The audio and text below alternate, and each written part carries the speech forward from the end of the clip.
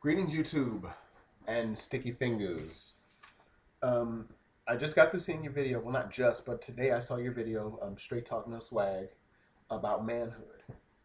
And you brought up a very interesting point about masculinity and femininity and how the false perception, and I like how you brought that out, false perception of masculinity is this false perception of dominance, of, of having the iron hand, so to speak. Um, no financial woes, not vulnerable to enemies, on top of everything in life. You got complete control of that woman in your life. And many a man is seduced by this sort of culture. We have things like the VH1's The Pickup Artist, where Mystery talks about being a pickup artist and training guys on how to be pickup artists. You have the hip hop culture, where the hip hop culture does teach this I got swag, and of course you'll hear this braggadocio, this brash, cocky, look at me, I'm in a nice car, I got a nice ride, I got nice this, I got nice that, I got rims, I got Timbs, I got shoes, I'm in style, I dress better than you. And I have no vulnerabilities. I ain't no punk, I ain't soft. And everybody wants to be hard. So I think because that's what masculinity teaches people.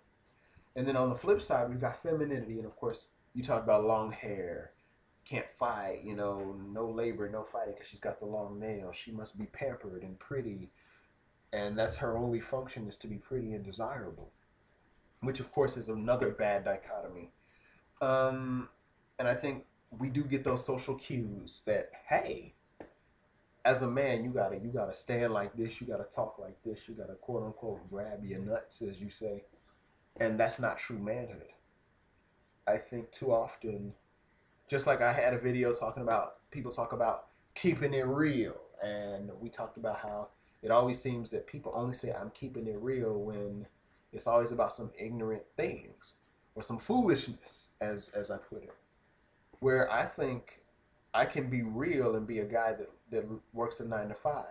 I can keep it real and be a guy that goes to his worship service and is devoted to his religion.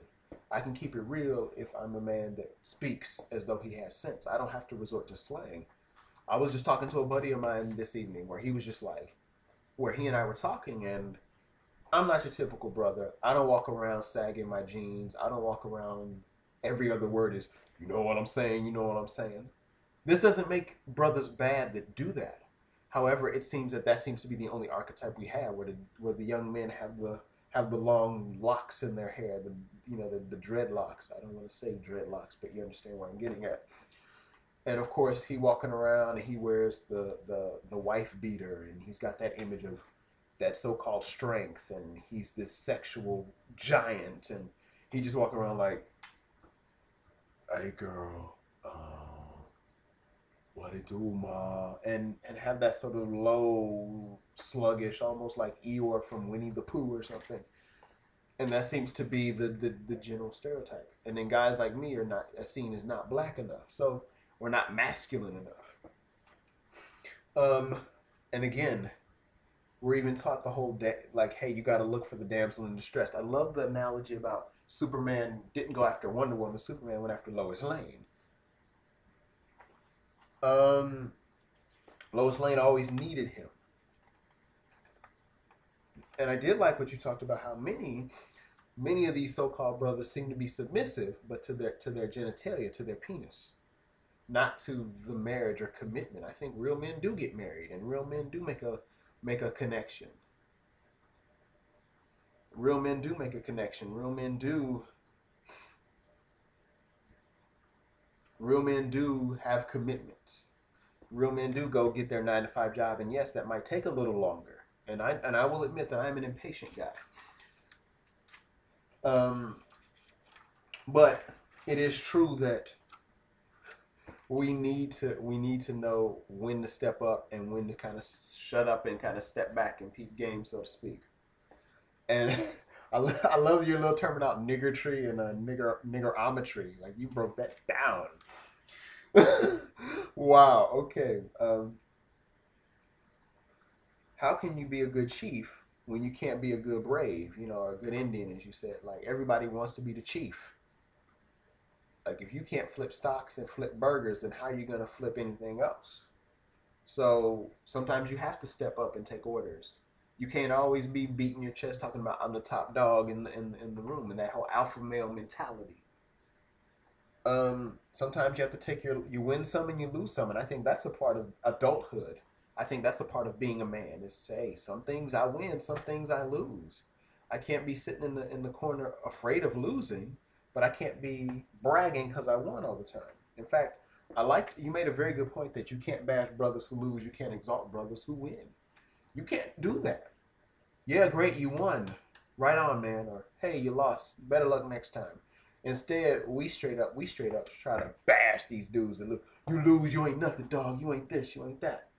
When in reality, everyone has a bad day, everyone has bad times, everyone has good times.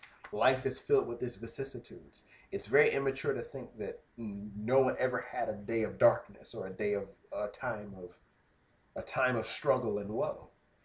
The Bible talks about there being a time to be born and a time to die.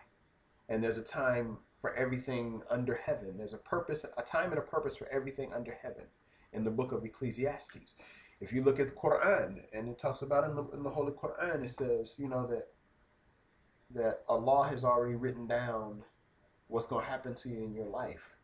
And that way you won't exalt yourself when you get you achieve your goals, and you won't despair when you lose what you have. It's just a part of life. Life has its vicissitudes. There's the push, there's the pull.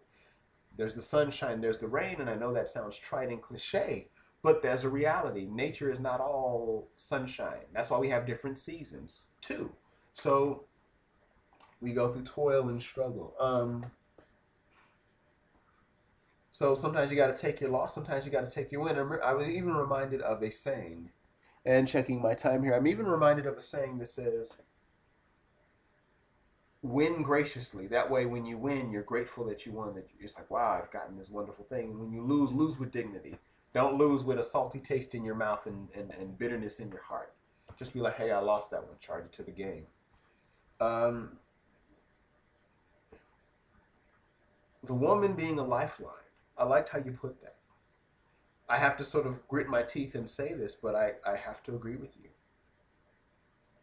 Some of my personal history with the ladies hasn't really been too good as of late. So I'm still wrestling with that. But a woman is a lifeline. She should be your peace, your solace in this crazy, wacky world. I think sometimes a good woman is a woman that's going to stand by you and is a good lady. And I really like where you were coming from on this. And I even like the term you coined, pornographic hip hop masculinity. Basically, we're like little boys reading the pay-per-view or watching late night Skinamax. Like, we want that lifestyle for real. And the reality is, no one is truly living like that. Or if someone's living like that, it's not good for them. They may think it is, but then that stuff catches up to them. They forget there's things like sexually transmitted diseases. And now they got stuff called sexually transmitted infections. There's, of course, the big HIV. And, of course, there's KIDS. And sometimes we have too many single parents in the black community.